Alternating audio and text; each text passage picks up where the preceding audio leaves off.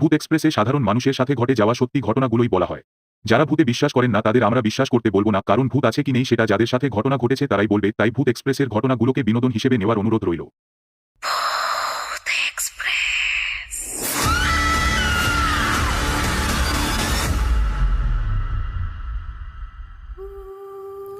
Welcome back, সকলকে জানাচ্ছি স্বাগত আরও একটা নতুন এপিসোডে। এই মুহূর্তে আপনারা শুনছেন ভূত এক্সপ্রেস। আমি শুভ আছি সাথে। আশা করছি সবাই ভালো আছেন এবং সুস্থ আছেন। গলার অবস্থা ভালো না, শরীরটা প্রচণ্ড খারাপ। কদিন আমি এপিসোড আপলোড করতে পারিনি, যে কারণে সেটা হচ্ছে প্রথমত আমি আমার কাজ নিয়ে একটু ব্যস্ত হয়ে পড়েছিলাম দুদিন, এবং তারপরে আমার শরীরটা হঠাৎ খারাপ হয়ে যায়, যার জন্য আমি রেকর্ড করতে পারিনি এপিসোড। আমি সবার কাছে ক্ষমা চাইছি। যারা আমাদের নিয়মিত লিসেনার তারা হয়তো ঘটনা সার্চ করেছে বা আমাদের চ্যানেলটিতে ভিজিট করেছে, কিন্তু দেখেছে যে কোনো ভিডিও আপলোড করা হয়নি, তাদের কাছে আমি ক্ষমা চাইছি। আজকে যে ঘটনাটি আমি শোনাবো, আজকে মোট 4টে ঘটনা আছে। 4টে ঘটনাই কিন্তু বেশ জমজমাট ঘটনা। যে ঘটনাগুলি আজকে আমি শোনাবো সেই ঘটনাগুলি কিন্তু খুবই ইন্টারেস্টিং এবং এক্সাইটিং ঘটনা। দেরি করব না, চলে যাব আজকের প্রথম ঘটনায়। ঘটনাটি যেভাবে লেখা হয়েছে ঠিক সেভাবেই পড়ে আমি সকলকে শোনাচ্ছি।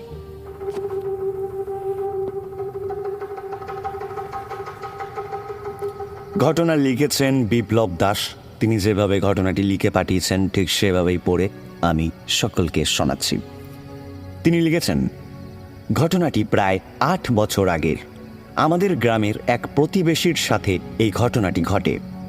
ওনার নাম আমি গোপন রেখে ঘটনাটি লিখছি। লোকটার শহরের দিকে একটা দোকান ছিল, আর বাড়িতে আসার পথটা অনেকটা ছিল বন জঙ্গল আর গাছগাছালিতে ঘেরা। ওখানে কোনো মানুষ থাকতো না। তার প্রতিদিন রাতে বাসায় আসতে রাত প্রায় 12টারও বেশি বাজত। তো একদিন সে দোকান বন্ধ করে প্রতিদিনের মতো বাড়িতে ফেরার উদ্দেশ্যে রওনা হয়। যতটুকু গাড়িতে আসার পথ ছিল ততটুকু সে এসে হাঁটতে শুরু করেছে। রাস্তায় কেউ ছিল না। রাত তখন প্রায় 12টার মতো। ওই জনমানবহীন পথের মাঝামাঝি জায়গায় যখন সে এসে পৌঁছেছে, তখন তার শরীরটা কেমন যেন একটু ভার ভার মনে হয়। সামনে রাস্তার দুপাশ ঘিরে আছে জোড়া তাল গাছ। ওইখানে খারাপ কিছুর ছায়া আছে, সে এটা আগের থেকেই জানত। ওখানে অনেক মানুষ অনেক কিছুই দেখেছে এবং ভয় পেয়েছে। তখন সে মনে মনে ভাবছিল, এই জায়গাটা পার হতে পারলেই হয়। সে যখন ওই জোড়া তালগাছের রাস্তা দিয়ে যেতে লাগলো, তখন একটা ভয়ানক শব্দ সে শুনতে পেল। শব্দটা ঠিক ওই তাল গাছের উপর থেকেই আসছিল।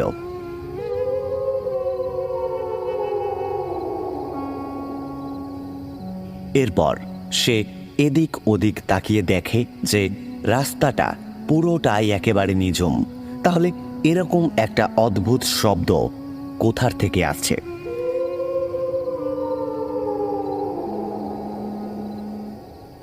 এই ভেবে যখন সে ওই তাল গাছের উপরের দিকে তাকায়, তখন সে দেখে বিকট চেহারার একটা অবয়ব, একেবারে কুৎসিত চেহারার একটা লম্বা অবয়ব। একটা পা এপারের তালগাছে আর আরেকটা পা রাস্তার ওপারের তালগাছে দিয়ে লাফিয়ে বেড়াচ্ছে।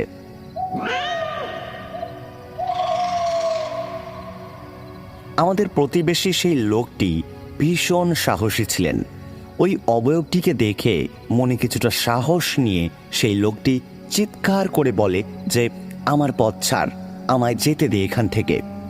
লোকটির কথার উত্তরে সেই অবয়বটি বলে, সাহস থাকে তো আমার পায়ের তলা দিয়ে যা।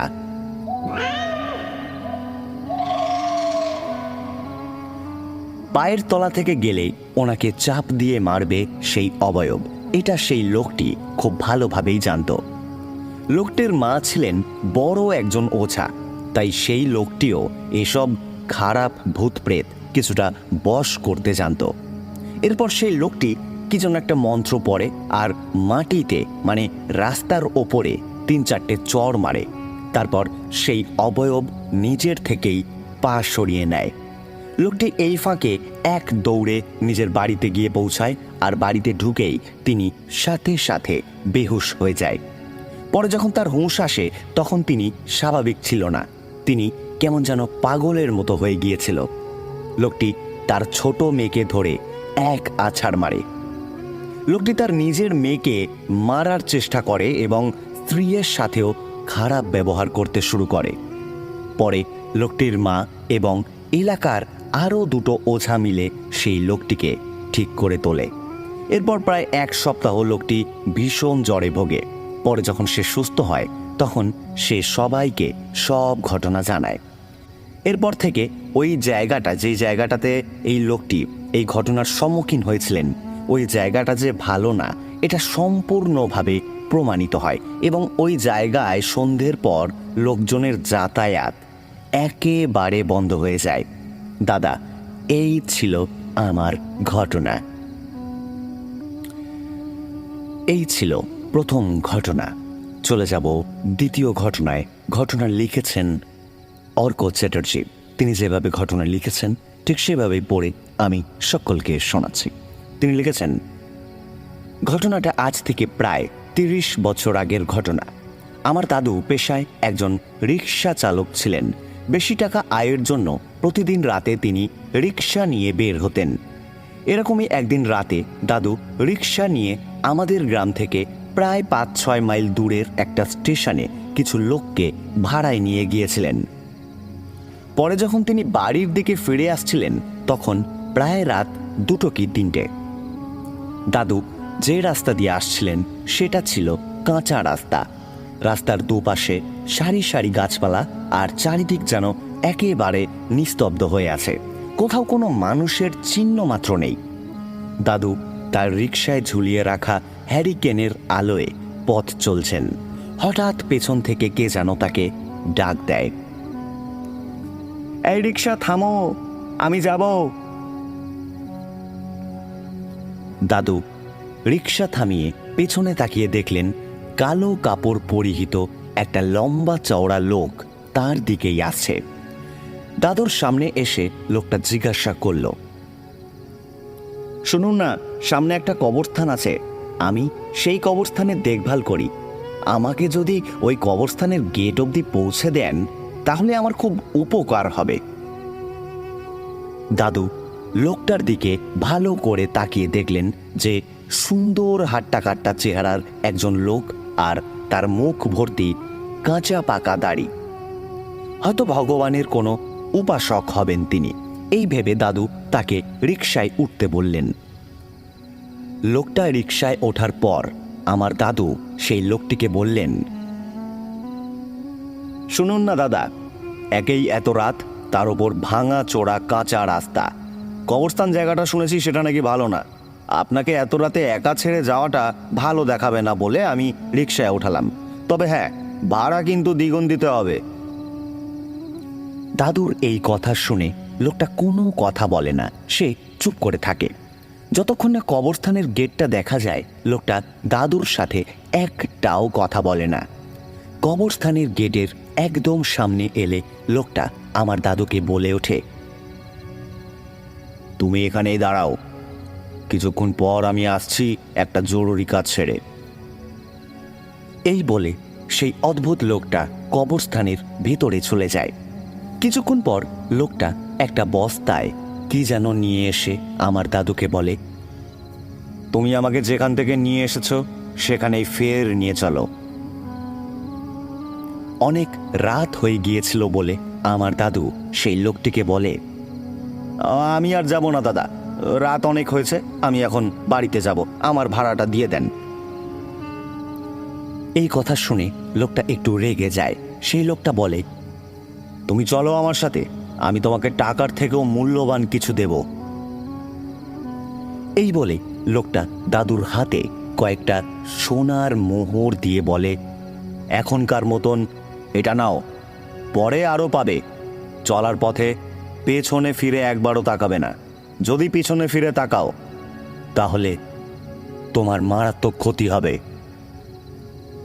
এতক্ষণে দাদু মনের মধ্যে বেশ ভয় অনুভব করতে লাগলেন, আর তিনি নিরুপায় হয়ে লোকটাকে রিকশায় বসিয়ে গন্তব্যস্থলে যেতে লাগলেন।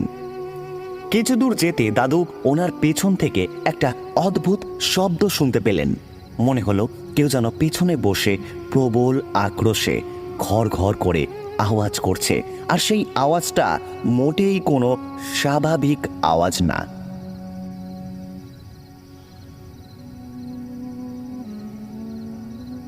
অনেকক্ষণ ধরে দাদু শব্দটা শুনতে পাচ্ছিলেন বলে পেছনে কি হচ্ছে এটা দেখার জন্য তার মনটা ব্যাকুল হয়ে পড়ে। দাদু লোকটার নিষেধ করার কথা ভুলে গিয়ে নিজেকে সামলিয়ে ভয়ে ভয়ে পেছনের দিকে তাকিয়ে যা দেখলেন তাতে তার গা একেবারে শিউরে উঠল। দাদু দেখলেন তার পেছনে বসা লোকটা আসলে কোনো মানুষই নয়, সে একটা প্রেতাত্মা। তার চেহারায় প্রবল আক্রোশ আর জিজ্ঞাসা ফুটে উঠেছে। লোকটির মুখ থেকে লাল টকটকে রক্তের ধারা বয়ে যাচ্ছে। হাতের নখগুলো অস্বাভাবিক বড়, আর চোখের মণির জায়গায় কালো দুটো গর্ত। এমন এক ভয়ঙ্কর দৃশ্য যেটা চোখে দেখা যায় না। হঠাৎ লোকটা যখন বুঝতে পারল দাদু তার আসল চেহারা দেখে ফেলেছেন, সে এমনভাবে দাদুর দিকে তাকালো যা দেখে উনি ওই জায়গাতেই ভয় পেয়ে অজ্ঞান হয়ে পড়ে গেলেন। দিনের আলো ফোটার পর ওই এলাকার কিছু মানুষ দাদুকে হাসপাতালে ভর্তি করে আর বাড়ির লোকদেরকে খবর দেয়।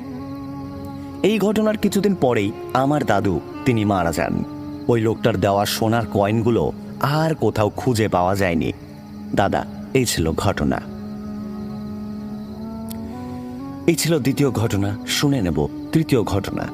ঘটনা লিখেছেন তনুশ্রী সাহা। তিনি যেভাবে ঘটনা লিখেছেন ঠিক সেভাবেই পড়ে আমি সকলকে শোনাচ্ছি। তিনি লিখেছেন, হয়তো আমার মতন এরকম অভিজ্ঞতা অনেকেরই হয়েছে, কিন্তু আমি কখনো কাউকে বলে উঠতে পারিনি, কারণ লোকজন এই ঘটনার কথা শুনলে হয়তো পাগল ভাববে আমায়। সেজন্যই আমি কাউকে এই ঘটনার কথা বলিনি। যেমন ধরুন, গাড়িতে করে যেতে যেতে জানালা দিয়ে বাইরে তাকালাম আর দেখলাম পথ চলতি অনেকের মধ্যে কোনো একজন চেনা মানুষ এগিয়ে যাচ্ছে। আমাদের গাড়ি তাকে ছেড়ে এগিয়ে গেল অনেকটা, আবার সেই একই মানুষকে চোখে পড়ল রাস্তা দিয়ে হাঁটতে। কিভাবে উনি এত দ্রুত এত রাস্তায় এগিয়ে গেলেন এটা আমি বুঝতে পারিনি। এরকম বহুবার আমার সাথে ঘটেছে। গত পরশু দিনের কথাই ধরুন না, আমি সকাল 6:30 বাজারে বেরিয়েছি। উদ্দেশ্য হাঁটা আর সাথে বাজার করা। আরও সকাল থাকতেই ফুলের দোকান, দুধের দোকান ও সবজির দোকানের লোকজন এসে কাজকর্ম শুরু করে দিয়েছে। তবে মাছ মাংসের দোকান একটু দেরিতেই বসে। আমি বাড়ি থেকে বেরিয়ে 10-12 পা মতন এগিয়েছি রাস্তার দিকে। রাস্তায় এখনও সেরকম লোক চলাচল শুরু হয়নি। রাস্তায় পা রাখতেই হঠাৎ এক ভদ্রলোকের সাথে দেখা। উনি আমার বাড়ির উল্টো দিকের একতলা বাড়িতে থাকতেন। ওনার 25-26 বছরের ছেলে পলিটেকনিক পাশ করে সবেমাত্র একটা ছোটোখাটো কোম্পানিতে চাকরি পেয়েছে। ওনার স্ত্রী সেলাইয়ের টুকটাক কাজ করেন। অবসর সময় বাড়ির পাশে লাগানো ফুল গাছের যত্ন করেন তিনি। প্রচুর গোলাপ ফুল ফুটে থাকে প্রায় দিনই ওনাদের গাছে। ভদ্রলোক স্থানীয় রঙের কারখানায় শ্রমিকের কাজ করেন। নিত্যদিনের মতো সাধারণ শার্ট ও প্যান্ট পরে ঘর থেকে বেরিয়েছেন তিনি। আমার সামনে দিয়ে যাওয়ার সময় আমার দিকে তিনি একবার তাকালেন। মুখে সব সময় মৃদু একখানা হাসি লেগে থাকত ওই ভদ্রলোকের। সেদিনকারও ছিল। উনি আমার সামনে দিয়ে হেঁটে চলে গেলেন।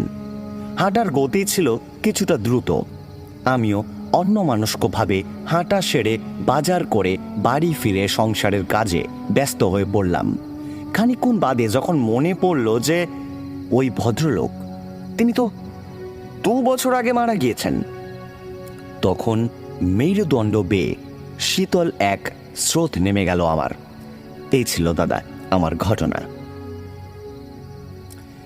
এই ছিল তৃতীয় ঘটনা।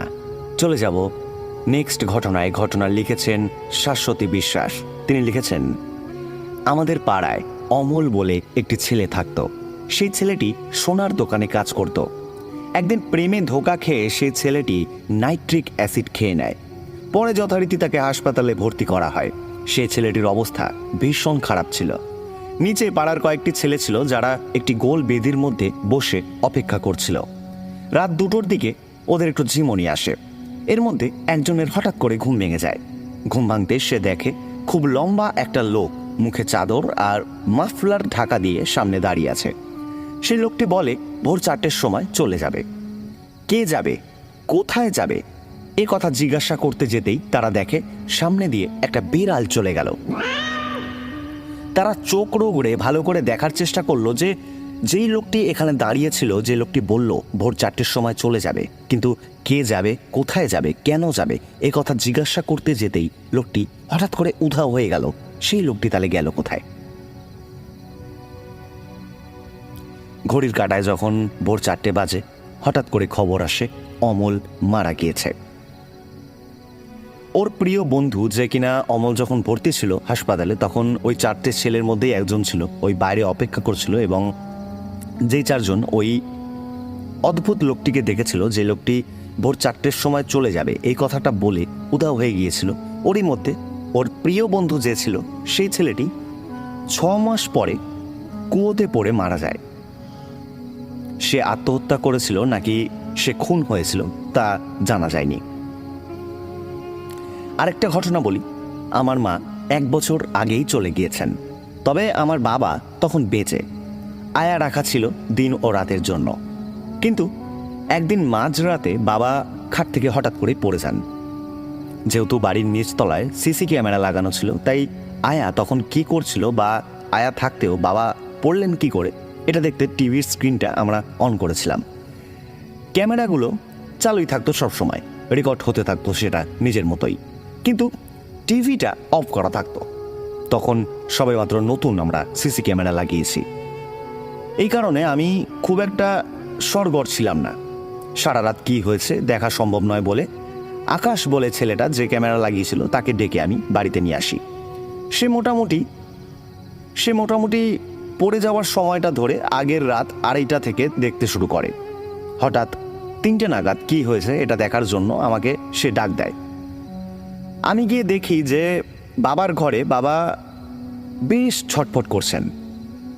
ওই হিপ জয়েন্ট ভাঙা মানুষটা বেশ এপাশ ওপাশ করছেন কি এক অদ্ভুত অস্বস্তিতে। আমাদের বাড়িতে যে আয়াটিকে রাখা হয়েছিল সেই আয়াটি অন্য একটা খাটে একদম চাদর টেনে নিশ্চিন্তে ঘুমাচ্ছে, আর বাবার উল্টো দিকের ঘরটা, যেটাতে আমার অসুস্থ মা থাকতেন, সেটার দরজার ঠিক এক পাশে সেখানে একটা বেশ বড় আর লম্বা ধোয়ার মতো কিছু একটা জিনিস দাঁড়িয়ে আছে। একটা অবয়ব নেবার চেষ্টা করছে আমার বাবাকে। এই দৃশ্যটা দেখে আমি একেবারেই অবাক হয়ে গিয়েছিলাম, এবং আমার সাথে যে ছেলেটি ছিল আকাশ নামের, যে আমাদের বাড়িতে ওই সিসিটিভি ক্যামেরা লাগিয়েছিল, সেই ছেলেটিও পর্যন্ত অবাক হয়ে গিয়েছিল। সে আমাকে বলে যে দিদি, এটা কি দেখছি আমি, এটা কি জিনিস? সেই সময় আমার গলা শুকিয়ে গিয়েছিল। তাও বলি, আগে দেখা যায় ওই ঘরের দরজার পর্দাটা পরিপাটি করে টানা, তখন ঘড়ির কাঁটায় 2:45 মতো বাজে, আর ওই সময় কিছুটা এক পাশে সরানো ওইখানে ওই ধোয়া মতো জিনিসটা দাঁড়িয়ে আছে। তার 2 থেকে 3 সেকেন্ড পরেই দেখলাম যে আমার বাবা বিছানা থেকে পড়ে গেল। কিন্তু আমাদের ওই বাড়ির আয়াটা তখনও অঘরে ঘুমাচ্ছিল। তারপর ওর ঘুম ভেঙে যায় আর সে দৌড়ে গিয়ে আমার বাবাকে তুলে আনে। এই ঘটনা আমি আমার বাবাকে কখনোই জানাইনি, কিন্তু আমার বাবা যদি চাইতো আমাদের বাড়িতে যে আয়াটিকে রাখা হয়েছিল সে আয়াটিকে কিন্তু ডাকতে পারতেন। সেদিন আমার বাবার অবস্থা জানি না কি হয়েছিল, আমার বাবা হাজার চেষ্টা করেও আমাদের ওই আয়া দিদিকে ডাকতে পারেননি। আর কি করে অত বড় খাট থেকে বাবা পড়ে গিয়েছিলেন সেটা আমি আজও জানতে পারিনি। দাদা, এই ছিল ঘটনা।